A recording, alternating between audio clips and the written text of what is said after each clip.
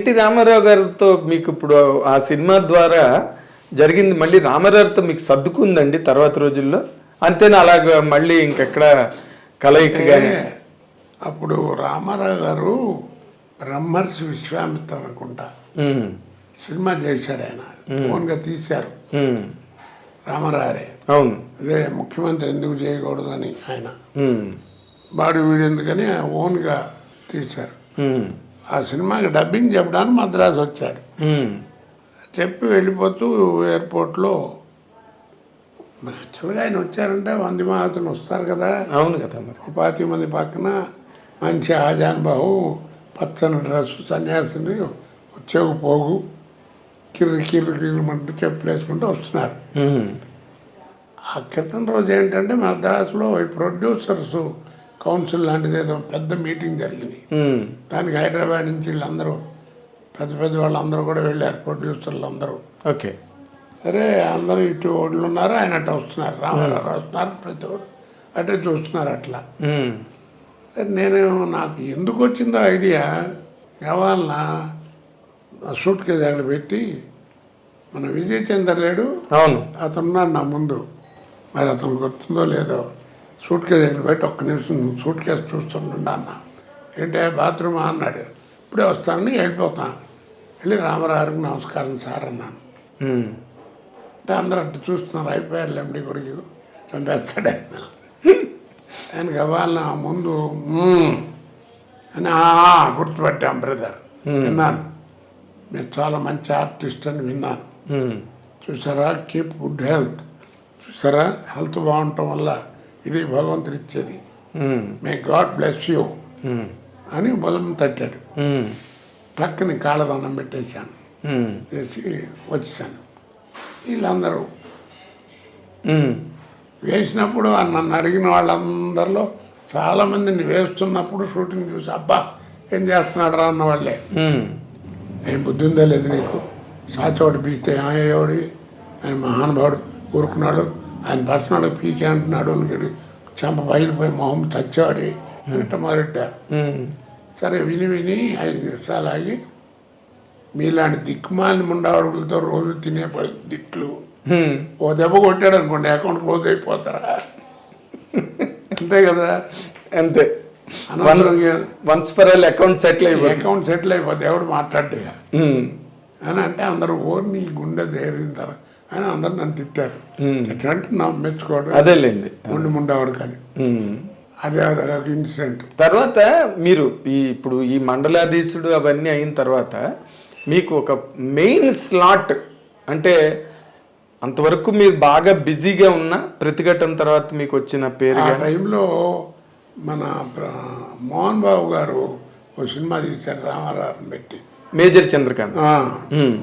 దాంట్లో 3 రోజులు డేట్ అని చెప్పి 2500 చెక్ కూడా పంపించాడు మోహన్ బాబు గారు. అమ్మయ్య అనుకున్న మహానుభావుడితో వేషం దొరికిందిలే అని. అది పరుచూరు గోపాలకృష్ణ నేను వేయాలని చెప్పి లేకుండా ఆయన వేసాడు. సో అలా మిస్ అయిపోయింది రామారావు. మిస్ అయిపోయింది, ఆయనతో ఒక్కడితేనే చేయలే నేను ఇండస్ట్రీలో. ఆయనతో నందే వాడు తీసుకున్నాను, అన్నీ తీయించుకున్నాను, ఆయన ఇచ్చారు, నేను కానీ యాక్ట్ చేయలేను. ఓకే. కానీ మీరు రామారావు గారి తాలూకా సినిమా ప్రయాణం, ఆయన పాత్రలు కానీ లేకపోతే ఆయన రాజకీయ ప్రస్థానం కానీ టోటల్గా జీవితం మీకు చూస్తే మీరు ఒక సీనియర్ నటుడుగా, సరే ఎంతో కొంత మీకు పొలిటికల్ సాంగత్యం మీకు కూడా ఉంది కాబట్టి ఆయన మీద మీకు ఏమనిపిస్తుంది సార్ ఆయన గురించి మీరు తలుచుకున్నప్పుడు? ఒకటే మాట అండి, కారణ జన్ముడు అంతే. మళ్ళా ఇంకో రామారావు పుడితే తప్ప ఎన్టీ రామారావు లేడీ, అంతకంటే పెద్ద మాట లేదు ఆయన గురించి. అవునండి, అవును. ఒక ఘంటసాల వెంకటేశ్వరరావు, ఒక ఎన్టీ రామారావు గారు, వాళ్ళంతా కారణ జన్మలు. అవునండి, ఒకసారి పుడతారు. ఇంకే మళ్ళా ఘంటసాలేడి, అవును, రామారావు. అది ఆ మాట అంటే మరి వాళ్ళ అబ్బాయిలకి వాళ్ళకి కోపం రావచ్చేమో రామారావు. ఆయనక్కడ మహానుభావుడు, వాళ్ళే చెప్తారు కదా నాన్నగారు. అవును, బాలకృష్ణ గారు ఎప్పుడు ఆయన నోట్లో ఎప్పుడు నాన్నగారి పేరే ఉంటుంది. తర్వాత డైలాగులు కూర్చుంటే ఆయన డైలాగులు చెప్తుంటారు. అవును, కాబట్టి ఆయన ఇది అంటే కారణజన్మలు ఎందుకంటున్నానంటే ఒక్క వ్యక్తి, ఒకే ఒక వ్యక్తి కడివడి పాలల్లో విరిగిపోవాలంటే ఒక్క ఉప్పు కడికి చాలన్నట్టుగా ఇంతమంది కోట్ల మంది తెలుగు వాళ్ళు ఉంటే మహానుభావుడు ఒక్కడు నిలబడి 6 నెలల్లో కాంగ్రెస్ గవర్నమెంట్ పడగొట్టి పట్టుదల బట్టి దేశమంతా తిరిగి ప్రపంచ ఖ్యాతిగా అంచాడు ఆ ఒక్క ఎలక్షన్తో. ఒక్కడు మనిషి పోయాడు. తర్వాత పక్కన చేరిన భజన సమాధానం పక్కన పెట్టింది. అవునండి. ఒకే ఒక్కడు. ఆయన లేకపోతే ఏముంది? ఏం లేదు, సినిమావే లేదు, తెలుగుదేశం అన్నదే లేదు. లేదు అసలు, పార్టీ లేదు. ఆయన కదా పెట్టాడు. పైగా పార్టీ తెలుగువారి ఆత్మగౌరవం అని. అనుభవుడు కారణజన్ముడు అంతే. అదేలేండి, ఇంకో రెండో పదం లేదు. మీకు సినిమా ఇండస్ట్రీలో బాగా చేయూతనిచ్చి అంటే మీ కెరీర్ స్టెబిలైజ్ అవడానికి కారణమైన వాళ్ళు ఎవరైనా ఉన్నారా, లేకపోతే అంతా మీ స్వయం కృషి మీ అదృష్టం మీద నడిచిందండి? ఇంచుమించు నాకు నా వాళ్ళు ఎవరు లేరండి అసలు. నాకు తెలిసిన డైరెక్టర్లు కానీ చుట్టంగా ఎవడు అసలు ఎవరు లేరు అసలు. అది అంతే. ఎందుకు జరిగింది అందరికీ రాదు. ఏదో ఉంది భగవంతుడు ఇచ్చిన దయ అంతే. ఆయన ప్రాప్తం ఆయన ఇచ్చింది తప్ప నేను గొప్ప అనుకుంటే నాశనం అయిపోతా.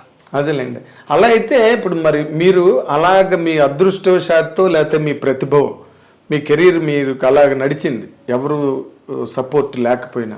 ఆ సక్సెస్ ఏదైతే వచ్చిందో దాన్ని మీరు సవ్యంగా వినియోగించుకున్నానని అనుకుంటారండి ఎప్పుడైనా, లేకపోతే దాంట్లో కూడా లోటుపాట్లు ఉన్నాయా?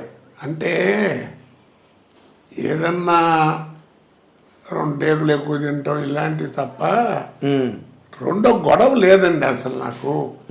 యథార్థంగా చెప్తున్నాను. ఇప్పుడు ఈ ఫోటోలు అన్నీ ఉన్నాయి కదా, ఈ గెటప్లు ఉన్నటువంటి ఫోటోలు, మామూలు ఫోటోలు బోళ్ళు ఉన్నాయి. ఆ రోజుల్లో ఏంటంటే ఈ చెక్కల మీద ఉండేవి 100 డేస్ ఇవన్నీ. అవును. కొంచెం చెదబట్టి పాడైపోయాడు. సరే మీకు తెలుసు కదా, నాకు మా అబ్బాయి పోవటం. అవునండి. వాడు ఇవన్నీ కాస్త బాగున్న వాటి అన్నిటి ఫోటోలు తీసి ఇది చేయించి పెట్టాడు. అవునండి. 14 ఏళ్ళు ఇది పెట్టి. 14 ఏళ్ళు అయింది. 14 ఏళ్ళు అలా ఉంది. అదేలేండి.